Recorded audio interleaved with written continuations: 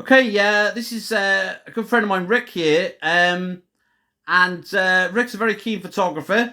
So I thought I'd ask him a few questions, and you're going to guess because of his accent. So I'm just going to ask Rick, just briefly, could you tell us where you're from and how long you've lived in Cardiff? I grew up in Canada. We lived in Cardiff most of my adult life. A couple of years in the late '90s, and I come back here about 17 years ago. Yeah, Cardiff is my home, though I don't sound like it. Yeah, So okay, that's cool. So yeah, the main thing I want to ask about, Rick, is what you like to call photografuckery. Is yes, that that's correct. Yeah. right? Photografuckery. Could you describe exactly what this is? Well, it's my version of a photography, but without any outside influences or instruction or technical know-how. Just bashing my way into it. I call it photografuckery to really highlight the fact that it's outsider art and it's the apex of outsider art. Yeah, Yeah. and I like the idea that you're more or less self-trained. Yeah, yeah, I'm incredibly self-trained. I did not seek out a single bit of Yeah, instruction as far as lighting or angles or anything. I know no terminology, and and I think that applies to a lot of things that you yeah, yeah, do yeah. as well. Everything I do it that way. Yeah. It's about the journey. As lame as I hate that saying, it is. Yeah, Okay. You've said that with your photos, they're not necessarily supposed to have meaning ascribed to them. yeah. Um, would you describe your photos as abstract? And also, further to that, are you happy with other people trying to find meaning?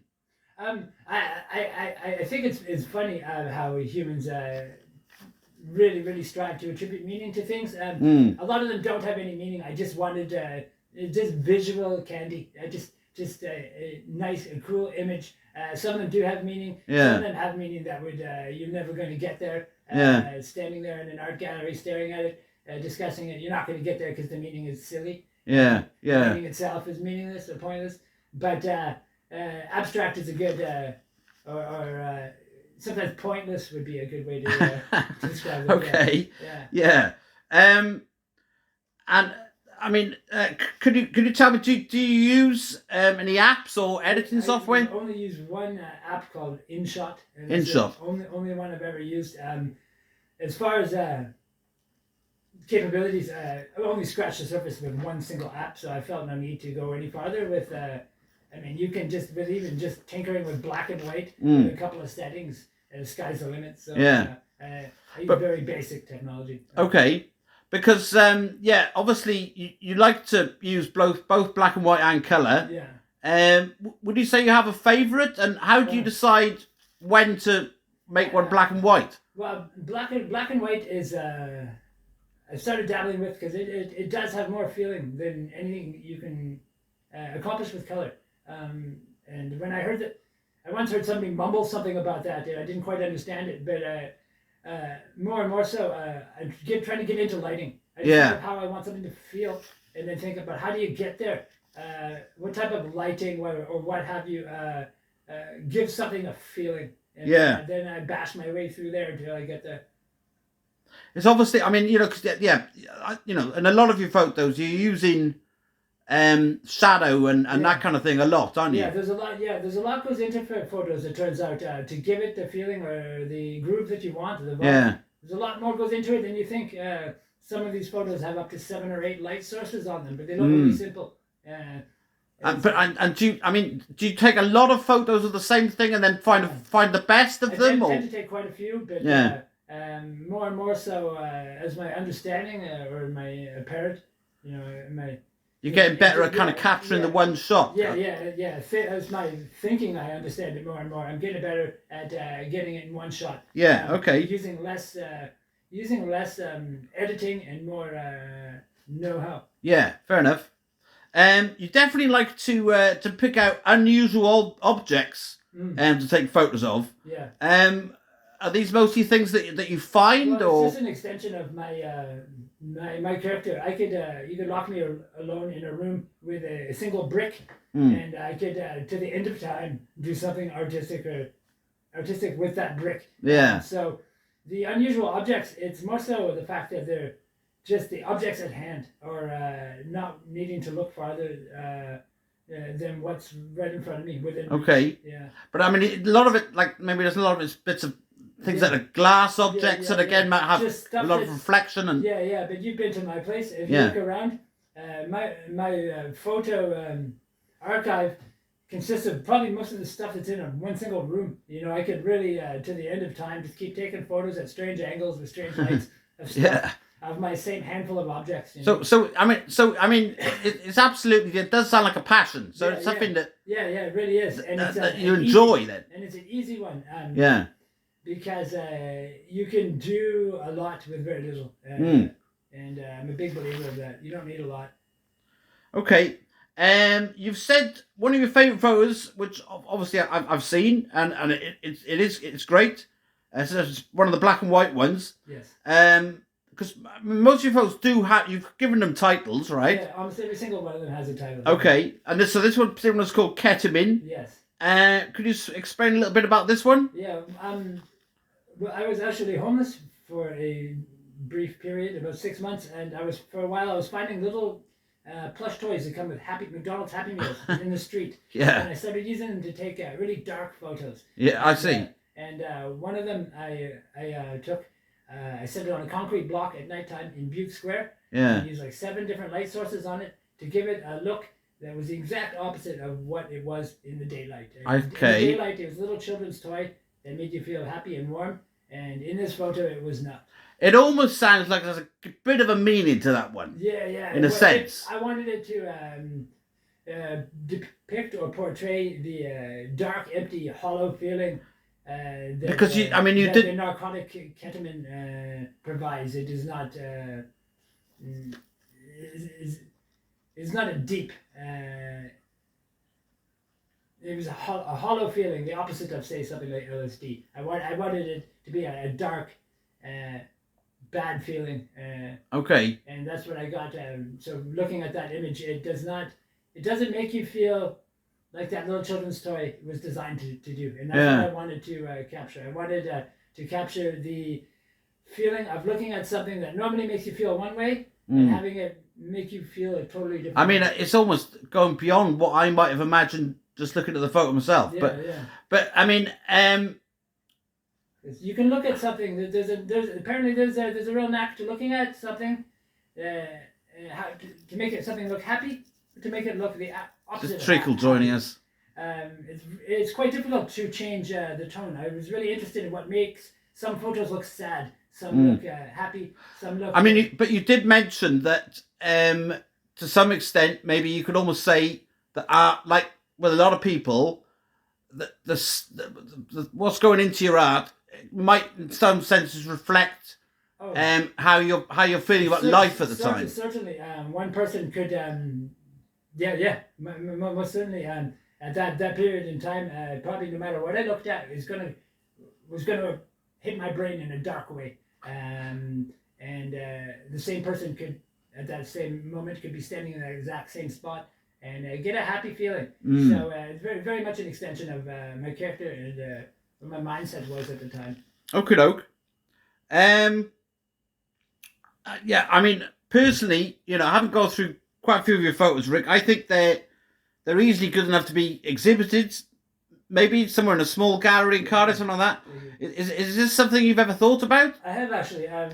Even though I don't have hardly any self-esteem, Treacle, I can look at a couple of things I do and know that they are of good quality. Now, looking at, if you were to spend 15 minutes of your life looking at an exhibit of a couple hundred of my photos, it would not be terrible. It wouldn't be looking at like somebody else's photos or art. It wouldn't be like having to pretend you like it. But it would actually be interesting to look at. Yeah. I could see myself looking at an exhibit of photos like that. I think if it was just in a smallest room with maybe 20 or 30, be fine. The best one. I could see that actually being realistic. Briefly again, coming towards the end, do you have any other interests other than photografuckery? A secret martial arts enthusiast that I don't draw any attention to or discuss much. It's a personal thing. It's heavily intertwined with moral philosophy, and pretty much kept to myself. But it does. It's the other thing that I excel at greatly, that I have no problem. And it's something I think you told me that you're self-taught again. Yeah, derived without any outside influence or instruction. I'm a kind of a believer of you leave a man alone in a cave, and he's going to create something, and he's probably going to excel at it greatly. But it doesn't necessarily, especially when there's no intention to show anybody or tell anybody. Yeah. That's when you really can shake off any chains and create something that you truly wanted to create. There's a cat. I mean, everyone knows. Of course, I'm a Ian Brown fan of the Stone Roses, and I think I told you he relatively posted up a video of him with some nunchucks. Yeah. Which was sort of slightly controversial, yeah, but it's hard. But as you say, it's well. Tell me what you were telling me about if you're a master at it, it's not necessarily to be to truly master a martial art is to understand that you're not to use it, and it's quite difficult to actually even to show or demonstrate your mastery of this martial art without having it intertwined with violence. It's very, very difficult because people think you're demonstrating your ability to hurt other humans. Well, I think that's what the cat's doing right now. No. It's just and I use zero martial arts on the cat, so that's a proof right there. But to be able to master something that other people see as very, very dangerous and very difficult is incredible. But sometimes even mentioning it to other people can get you off on the wrong foot. So it's maybe Ian Brown should maybe not have done that, or maybe he should have worn a silly hat or something. Smiled more. It does look a tiny bit serious. If you put that song in the background, "If I Knew You Were Coming, I'd have baked a cake," or something silly in the background whilst doing that. Maybe take the edge off of it. I think there have been other people who've added music to it. But that's what you have to do with that type of thing. To really take away from it any suggestions of your ability to hurt humans. Okay. Yeah. Look, to go back to the photography. Say it again, Rick. Photografuckery. Right, the photografuckery. Yeah, it's hard to say. Do you ever sort of plan, maybe have days where you might plan? Today I'm going to go out and take a photo of this or. No. So I'm just. I want to, but it doesn't work that way. I don't work well. Me and plans don't work very well. Yeah. Okay. I'm just trying to sort of think about whether I try to, but usually it's more of an offhand thing. Just literally with what's within reach. Within but I suppose you probably always got it in mind, that it's the potential is it's like the potential's out there in the world for you to go and. But I never ever think to say take a photo of a real life situation or anything like that. That's not really your style. All the photos are just staged as if I was doing a painting. Yeah. Like that. Although I mean, you do have some self-portraits, don't you? That's about the only. I experimented with those. That was those are acting. Most of those I'm trying to come across with a real certain vibe. A lot of the self-portraits I really try to come across as kind of the well-dressed. They've mostly got other objects in them as well, haven't they? Yeah, but some of them, I really tried. For a while, I was having fun coming across with that well-dressed devil in a well-dressed suit type of self-portrait. Okay. So any of them where I'm trying to look good, and they're acting, and they're acting without motion or without words. Yeah. Yeah. In fact, some of those are almost more. It's almost like more of a comic side for some of those. Yeah, most certainly. Yeah. They're really trying to get a vibe again, but using myself as the object rather than. But then there's a lot of lighting and stuff goes into those as well. Yeah. So. Yeah. Okay. Well, look, we don't want to make this too long, Rick, because I mean, like I say, I'm going to put it in type form, but you know what people's attention span is like these days. Yeah. So just finally, basically, is there anything else absolutely random you'd like to add? Anything at all? No, there's just in lieu of really many people knowing me or knowing much about me, and the fact that I'm pretty much the most understood fucking person on the planet. These photos kind of did what I wanted to do. They're me sharing who I am with unknown observers. Well, that's good. But then you never know. You might, at the same time, you might meet people through them and form contacts, that kind of thing, Or obtain some type of posthumous recognition. Yeah. All right, Rick, that's fantastic. Nice one. Thanks, Nick.